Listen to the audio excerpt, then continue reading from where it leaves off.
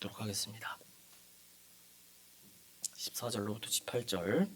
다윗이 광야의 요새에도 있었고 또 십광야 산골에도 머물렀으므로 사울이 매일 찾되 하나님이 그를 그의 손에 넘기지 아니하시니라.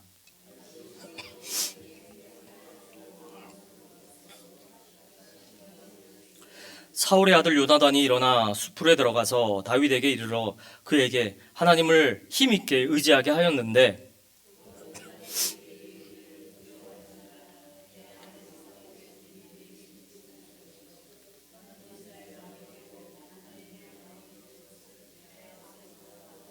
(18절) 함께 읽겠습니다.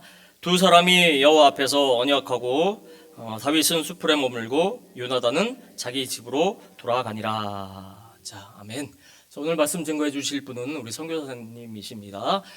태국 소수부족 카렌 족속을 섬교 오신 그 선교사님이신데요.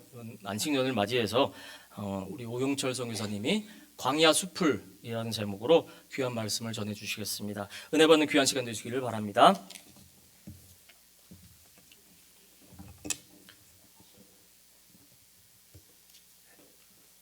성가대 찬양 너무 잘하시네요. 지금까지 살아온 것 제목이 맞습니까? 아주 제가 개인적으로 아주 좋아하는 찬양인데 너무 은혜스럽게 해주셔서 감사합니다. 우리 다 격려를 받아야 되는데 우리 격려의 박수. 아유 감사합니다. 그 좌우에 앉아 계신 분들 너무 좋으시고 귀하신 분들이십니다. 이렇게 좀 격려해 주세요. 참 하나님 기뻐하시는 분이십니다. 네. 네, 진짜예요. 신앙생활을 하면 늘 기쁘고 늘 감사하고 늘 좋으신 분 손 들어주세요. 나는 늘 좋아. 그 바울도 힘든 때가 있었습니다. 베드로도 힘들었고 심지어 예수님도 많이 힘들었어요. 내 이 잔을 이렇게 옮겨달라고 기도했지 않습니까? 신앙생활을 하다 보면 힘들 때가 있습니다. 언제가 힘든 것 같으세요? 하나님께서 우리의 기도의 제목을 들어주시지 않을 때가 참 힘든 것 같습니다. 새벽마다 기도하고 또 때마다 기도했는데 여전히 기도 제목이 남아 있습니다. 그럴 때면 참 우리 신앙이 쉽지 않아요. 더 어려울 때도 있습니다. 언제인지 아세요? 하나님이 계시지 않는 것 같은 느낌이 들 때예요. 하나님이 정말 살아 계시다면 왜 나는 이런 어려움들이 남아있을까? 내가 기도를 했는데 하나님이 정말 듣고는 계실까? 아니 하나님은 살아 계실까? 이런 생각이 들면 참 쉽지 않습니다. 이런 질문은 사실은 참 오래된 질문입니다. 시편 77편 6절에서 9절에 보면 그와 비슷한 고민을 한 분의 시가 있습니다. 주께서 영원히 버리실까? 다시는 은혜를 베풀지 아니하실까? 그의 인자하심은 영원히 끝났는가? 하나님께 부르짖어도 나의 상황이 변하지 않는 거예요. 그의 약속하심도 영구히 패하였는가? 하나님이 그가 베푸실 은혜를 잊으셨는가? 하나님이 계시지 않는 것 같아요. 이 시를 쓴 분은 놀랍게도 다윗입니다. 다윗도 적어도 한순간은 하나님이 계시지 않는 것 같은 느낌을 받은 거예요. 이런 고민을 하는 분은 오늘날에도 참 많습니다. 제가 사역하고 있는 카렌족도 그와 비슷한 상황입니다. 아까 우리 목사님 기도 제목 중에 우크라이나를 위해서 기도를 해 주셔서 감사하더라고요. 우리와 전혀 다른 상황에 계시지만 그런 분을 위해서 기도하는 분이 계신 교회라면 참 선교의 마음을 가졌구나 생각이 들었습니다.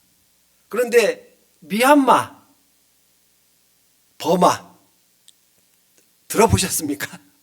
우리 옆 동네, 우리 한국에서 멀지 않은 곳인데 거기도 내전이 벌어진 지 2년이 지났습니다. 그런데 그곳은 이 국제사회에서, 국제관계에서 별 영향력이 없어요. 우크라이나와 같지 않습니다. 관심이 별로 없는 곳입니다.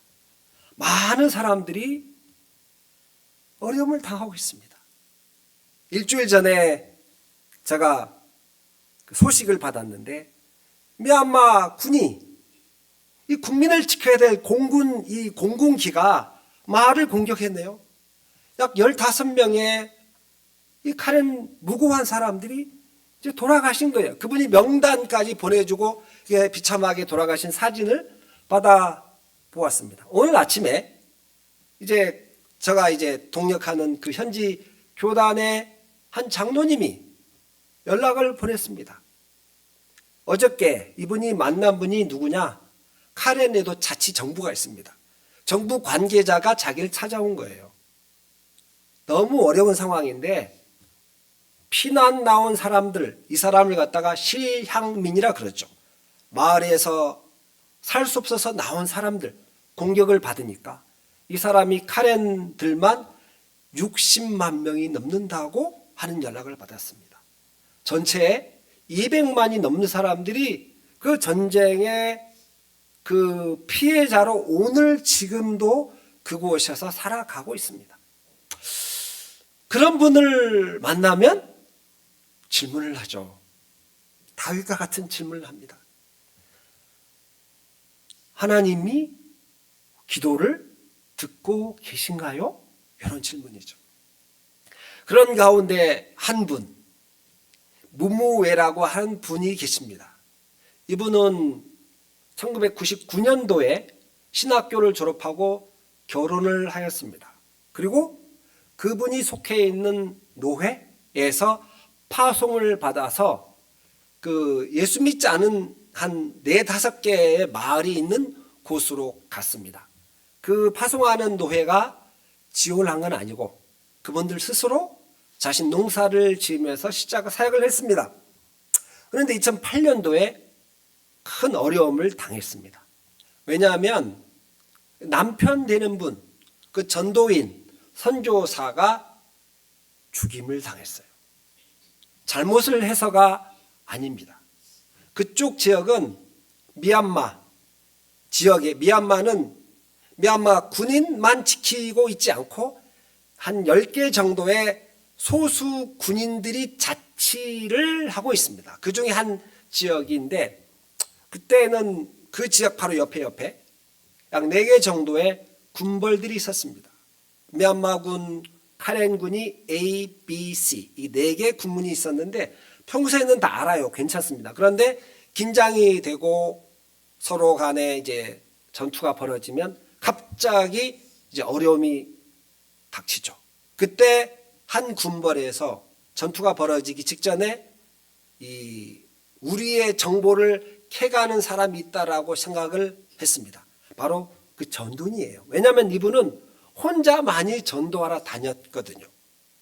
그러니까 이쪽에서 죽여라고 해서 평소 아는 사람인데 집에 와서 밥도 먹고 데리고 가다니만 총으로 쏴서 결국 죽었습니다.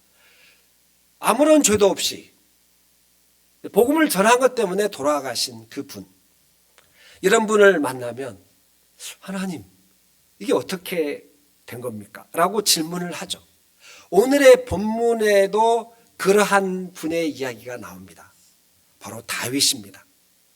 이 14절에 보면 다윗이 광야의 요새에도 있었고 또 광야 산골에도 머물렀다. 광야에 머물었다라고 합니다. 다윗이 누군가요? 다윗은 광야에 있으면 안 될 사람이죠. 다윗은 이스라엘을 구한 사람이잖아요. 충성이지 않습니까? 용사였습니다. 지혜자였습니다. 그런데 존귀함을 받은 게 아니고 광야에서 도망치고 있었습니다. 그에게 찾아온 그 상황은 그의 성품, 그의 희생, 그의 헌신과 너무너무 다른 상황이었습니다. 이것은 우리가 알고 있는 그 일반적인 하나님의 은혜하고도 달라요. 하나님의 은혜는 무엇인가요? 우리가 예수님을 잘 믿으면 그 우리가 갖고 있는 문제도 해결이 돼야죠. 우리가 예수님을 잘 믿으면 우리의 아픔도 회복이 돼야죠. 그런데 다윗은 하나님을 너무 잘 믿었습니다. 충성됐습니다. 그런데 광야에 있었습니다. 15절 말씀을 보면 이게 뭐지 하는 느낌이 듭니다. 왜냐하면 우리가 일반적으로 이해하는 하나님의 방법이 아니에요. 15절 보세요. 다윗이 사울이 자기의 생명을 빼앗으려고 나온 것을 보았으므로 그가 십광야 수풀에 있었다. 사울이 아주 한번 정신이 나간 거죠. 이 사람이 다윗을 죽이려고 했을 때 하나님께서 하신 것은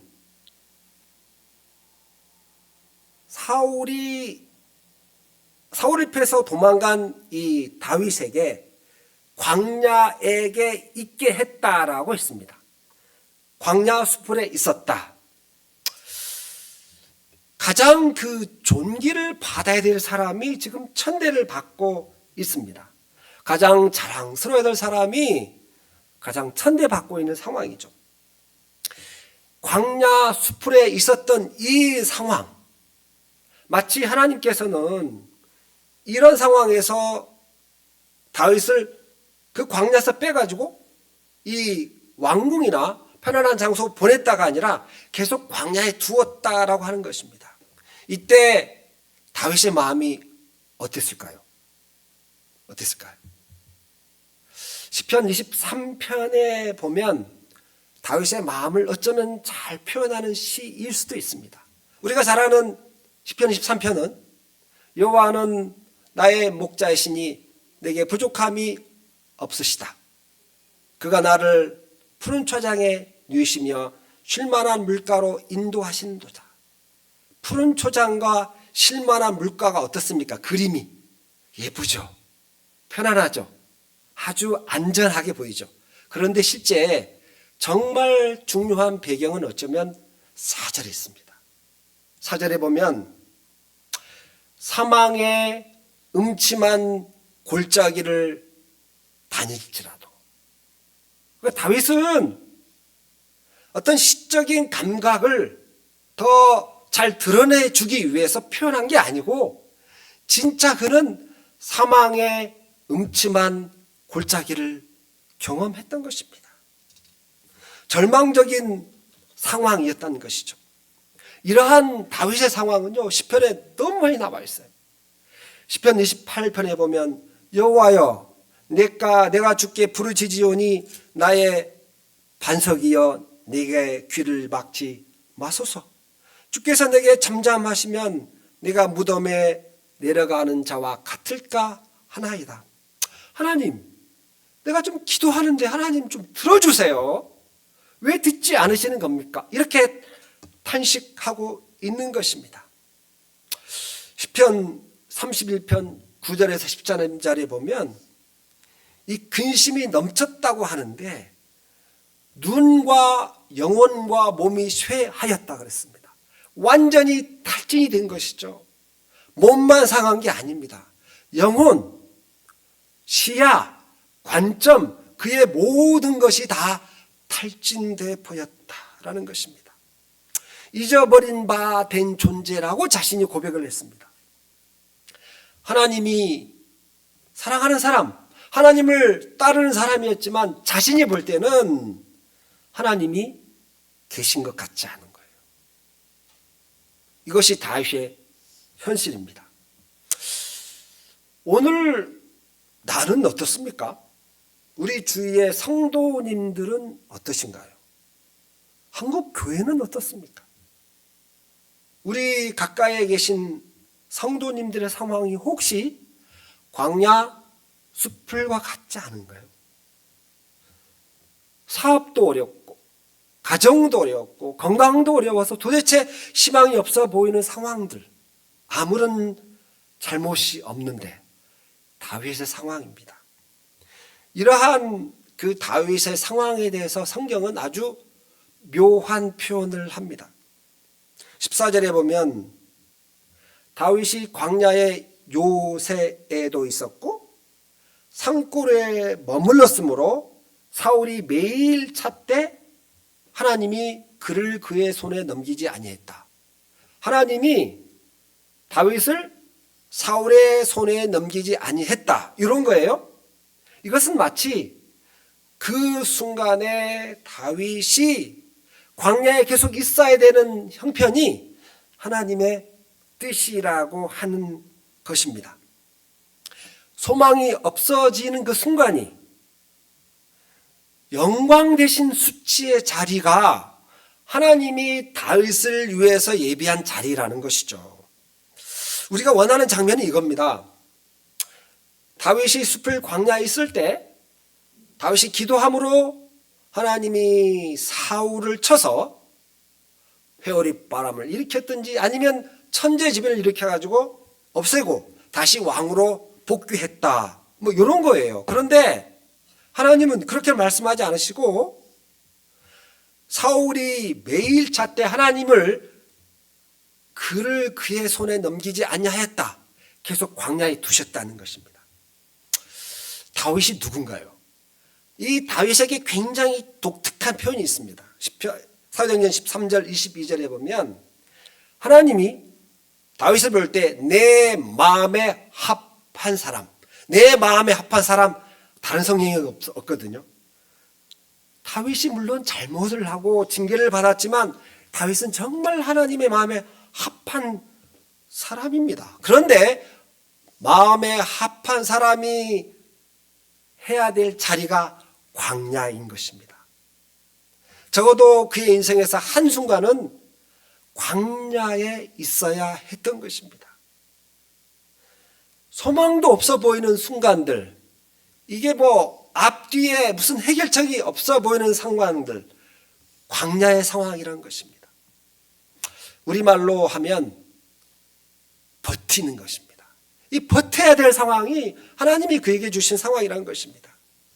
하나님을 믿으니 만사가 형통하였다가 아니라 그저 버텨내는 것입니다. 사망의 음침한 골짜기가 두루마게 쌓여 있고 소망이 없어 보일 때 그저 그가 버텨내는 것, 이것이 하나님의 섭리라는 것입니다.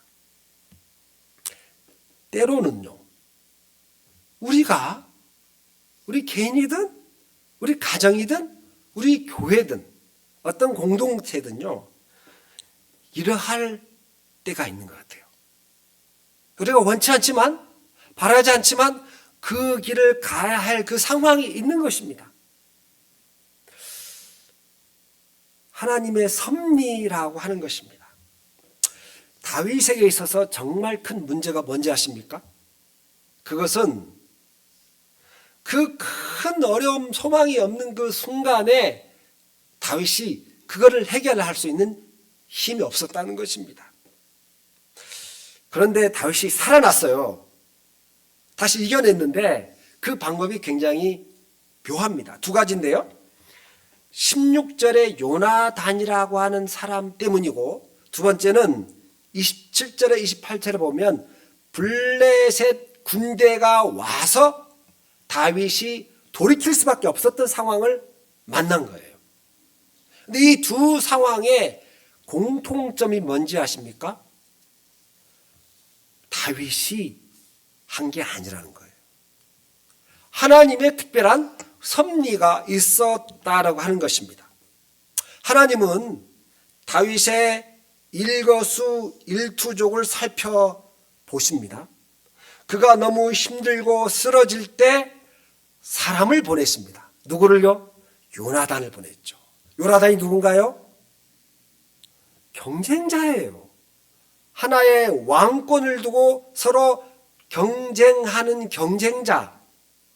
도움을 줄 대상이 아니라 사실을 해칠 수 있는, 원수일 수 있는 이 사람, 전혀 예상치 못했던 사람이란 것이죠. 하나님의 마음에 합한 사람에게 하나님은 그저 독특한 사람과 상황을 주셔서 잠시 견디어내게 하셨던 것입니다. 우리의 신앙생활이 어떻습니까? 가만히 우리를 돌아보면 우리 곁에 요나단과 같은 사람이 있지 않았습니까? 의외의 인물들, 생각지 않았던 사건들, 어떤 말씀들, 어떤 사람의 격려들, 신방들, 이러한 것들이 오늘 우리를 이기게 하고 이 자리에 앉게 하게 하신 것입니다. 제 설교 원고에 보면 성도들 큰 소리로 아멘 이렇게 나와 있어요. 아니, 우리가 이쪽에 여기 지금 이 자리에 앉아 있는 거는 하나님이 요나단과 같은 사람을 보내시고 블레셋이라고 하는 아주 생각지 않은 군대를 보내심으로 우리가 다시 살고 하나님을 고백하고 이 자리에 앉아 있는 것입니다. 다윗이 이런 상황을 만났을 때 한 게 뭔지 아세요? 시편 35편에 보면 그 아주 묘한 시가 나오는데 하나님을 찬양한 게 아닙니다. 원수들을 저주합니다. 멸망이 순식간에 그들에게 닥치게 하십시오. 그가 숨긴 구물에 잡히게 하십시오. 멸망 중에 떨어지게 하십시오. 와, 다윗입니다. 다윗의 시. 하나님의 마음에 합한 사람이 너무나 이 자신의 감정을 가감없이 드러내고 있죠. 무슨 뜻인지 아세요? 하나님은 우리의 감정의 표현을 너무 좋아할 때도 있는 것 같아요. 근데 핵심은 무엇이냐면 원수들의 죄라기보다는 하나님, 내가 여기 있습니다. 내 모습 아시죠? 연약함, 부족함, 이 어려움을 아시죠? 제가 여기 있습니다. 다윗도 그 왕도 그렇게 하나님 앞에 서 있게 된 것입니다. 혹 우리 가운데 원치 않은 아픔들, 이 정말 해결할 수 없는 이 상황들, 이것이 우리의 죄악 때문이 아니라는 것이죠. 다윗에게 닥친 어려움은 그가 죄를 지어서가 아니라 하나님의 섭리 가운데 있었다는 것입니다. 다윗의 부르심은 그것으로 끝나지는 않았습니다. 결국 광야의 수풀에서 왕궁의 권자로 옮기게 됩니다. 자, 그런데 만약 다윗이 광야의 수풀이 없었다면 그가 옮긴 왕자, 왕궁은요 전혀 다른 차원일 것입니다. 너무나 편안하고 풍족하고 편안한 자리 이상이 아니었을 것이라는 것입니다. 그러면 다윗은 이 고통 가운데, 광야 숲을 가운데 도대체 무엇을 경험했을까요? 놀라운 그의 고백이 시편 22편에 이어집니다. 시편 22편 1절. 내 하나님이여 어찌 나를 버리셨나이까. 누구의 고백인지 아세요? 예수님의 고백이죠. 하나님 왜 나를 버리셨나이까? 십자가에서의 예수님의 고백입니다. 그런데 놀랍게 다윗이 1000년 전에 그것을 고백하고 있습니다. 물론 이게 동일한 사건은 아니지만 확실한 것은 다윗이 예수님을 만나고 예수님의 고통을 부분적으로 경험하고 고백한 것입니다. 우리는 그 사건을 통해서 다윗이 예수님의 이 십자가의 사건이 우연한 게 아니구나, 하나님의 섭리 가운데 있는 것을 깨닫게 됩니다. 더 놀라운 것이 있습니다.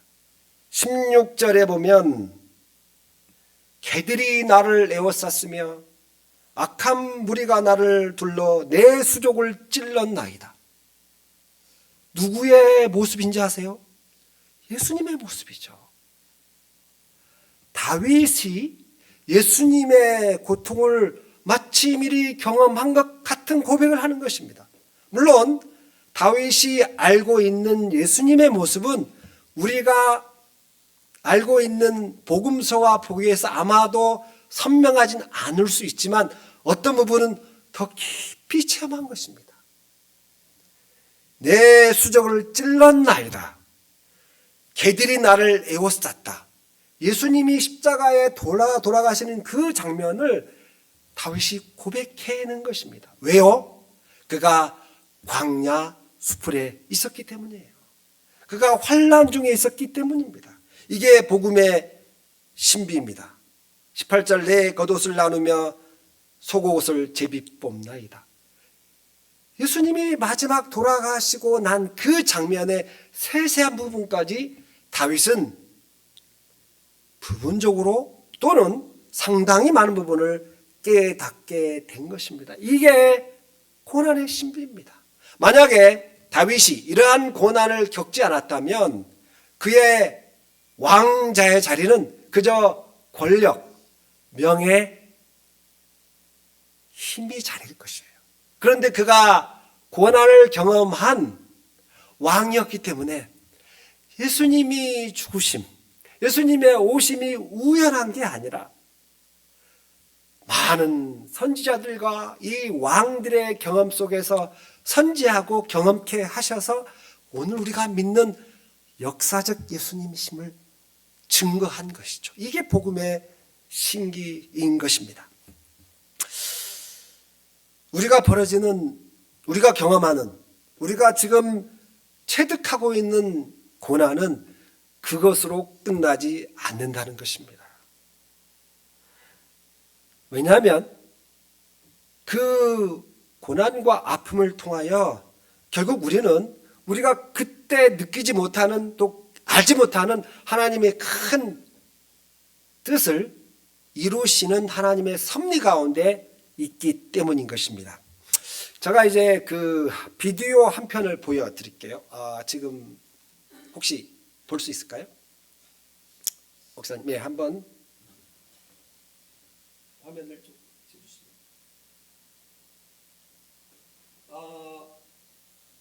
네.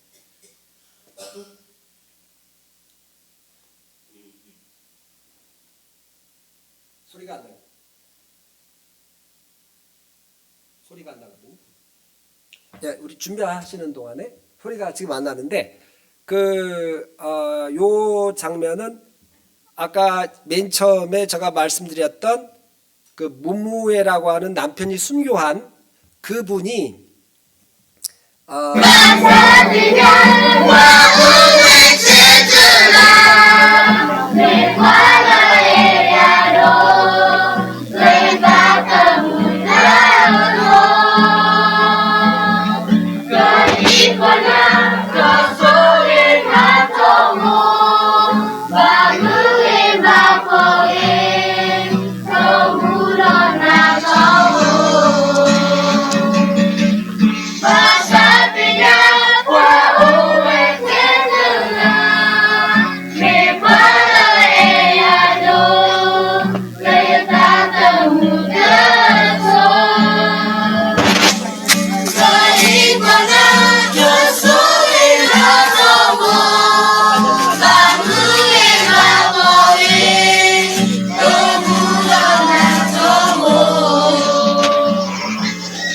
이제 그 뭐 음악적인 뭐 수준은 우리 성가대하고 비교가 안 되지만 저 장면은 작년 이맘때, 작년 9월에 그 저 공동체가 태국 군인에서 추방이 됩니다. 바로 추방되기 직전의 찬양이에요. 이게 어떻게 된 거냐면 그 2008년도에 남편이 순교를 당하시고 그 남편은 이제 바로 돌아가신 건 아니고 2주 동안 병원에 계셨습니다.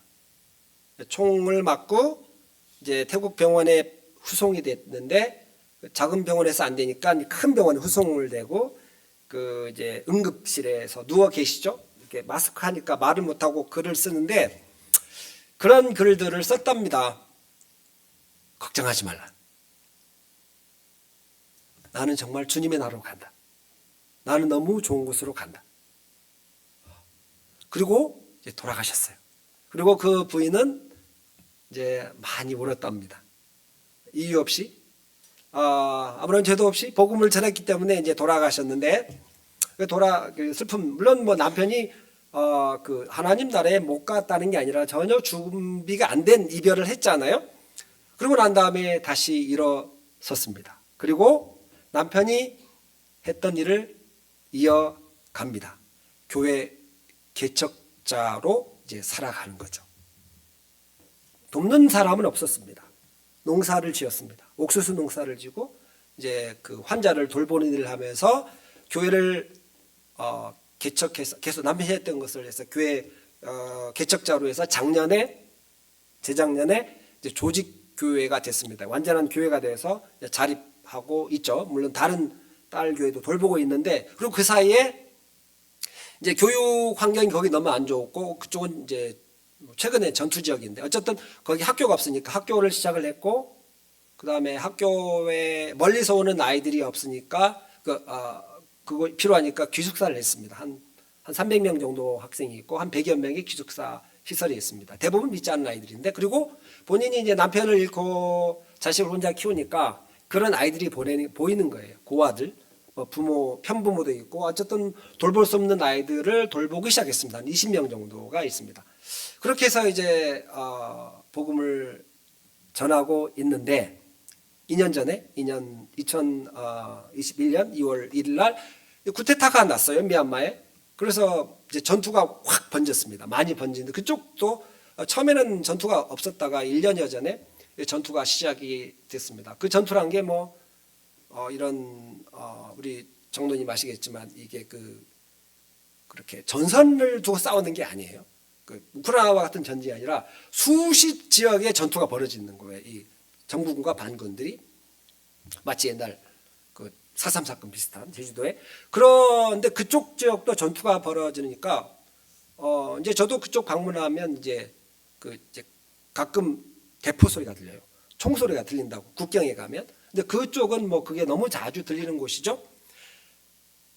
그쪽에서 전투가 벌어지고 난 다음에 이제 경고를 하는 거예요. 피신하라. 그래서 그러나 거기 가면은 집에 벙커가 있습니다. 집주마다 벙커 땅을 파요. 많이 파서 거기다가 통나무 같은 걸 차곡차곡 올려놓아요. 총소리가 나면 밑에서 자고 더 심하면은 이제 피신해서 자고 그렇게 하는데 일단 어린 아이들, 그 고아들과 그 이제 어린 애들은 태국 사이드로 피했습니다. 그래서 거기 정착해 있는데 군인들이 이걸 알았어요. 원래 이제 불법이거든요. 태국에 들어와 사는 것은 알고 이제 군인들이 또 군수와 같이 와서 이들을 이제 추방하는 겁니다. 추방하기 직전에 그때의 노래예요. 그 노래가 뭐냐면 앞에는 홍해 바다가 있고 뒤에는 애굽, 이집트 군대들이 있습니다. 그렇지만 우리는 하나님을 예배하고 그 하나님이 여러분을 축복하시길 원합니다. 이런 내용이에요. 근데 이분들이 그 예배를 이제 저도 뭐 이제 가끔 가니까 예배를 드릴 때 참 잊지 못하는 찬양을 하더라고요. 찬양이 뭐냐면 세계에 선교를 한다는 거예요.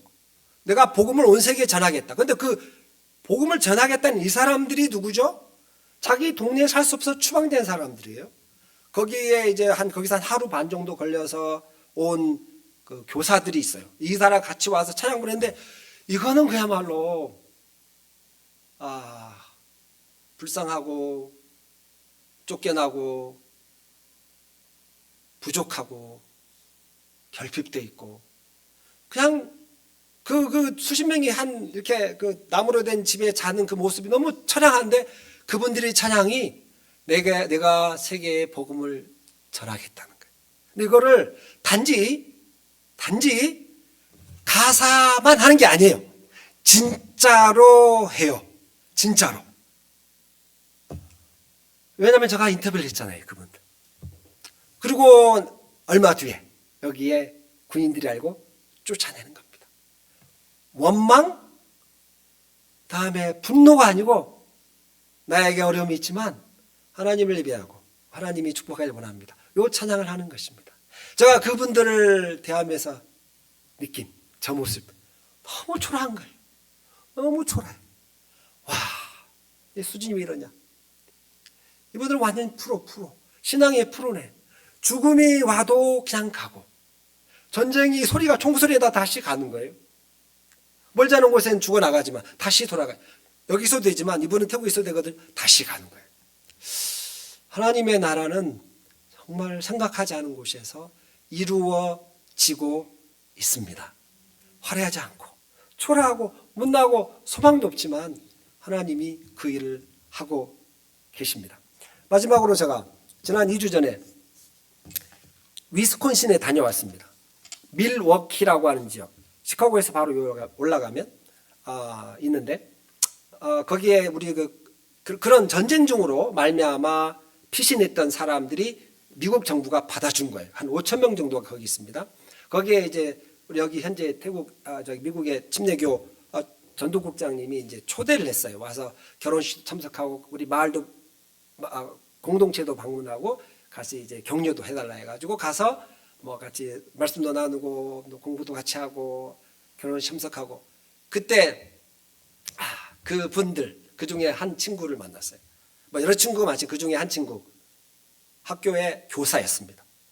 교사인데 일단 요게 너무 드라마 시간이 없어서 말 못하겠죠. 아무튼 제가 96년도부터 거기 가기 시작했는데 그 질문 하나님 왜 이러죠? 이거 하나님 당신 뭐 하세요? 이런 느낌을 주는 그 동네 하나님 너무 잘 믿는데 이렇게 뭐 자유도 없고 직업도 없고 소망도 없고 나갈 수도 없고 근데 이 사람들이 2004년 5년부터 미국, 캐나다, 유럽에 있는 나라가 받기 시작한 거예요. 너무너무 엄청난 드라마가 연출이 되는 거예요. 그리고 그때 한 친구를 만났는데 거기서 학교 교사를 하는데 12여 년 전에 와가지고 근데 이 친구가 영어도 잘해, 카렌말도 잘해, 태국말도 잘해. 그리고 거기에 있는 흑인들이 많은 지역의 학교 교사로 섬기면서 그들에게 하나님을 전하고 가르치고 있더라고요. 하나님의 시간, 하나님의 그 섭리는 특별한 것 같습니다. 다윗이 광야에 있었기 때문에 우리가 시편 22편을 보고 하나님의 예수님의 주되심을 고백하듯이 이 친구는 그 국경에서 태어나서 나라도 없이 소망도 없이 있었기 때문에 그 미로키라고 하는 그 아이들에게 흑인 지역의 아이들에게 예수님의 소망을 누구보다도 진하게 전할 수가 있게 된 것입니다. 다윗의 하나님, 광야 가운데 함께 하신 하나님, 또 우리 카렌 가운데 함께 하신 하나님, 물론 뭐 지금 북경은 너무너무 슬픈 일이 벌어지지만 비극적인 일이지만 그래도 여전히 살아계신 하나님이 오늘 우리를 이 자리에 부르셨습니다.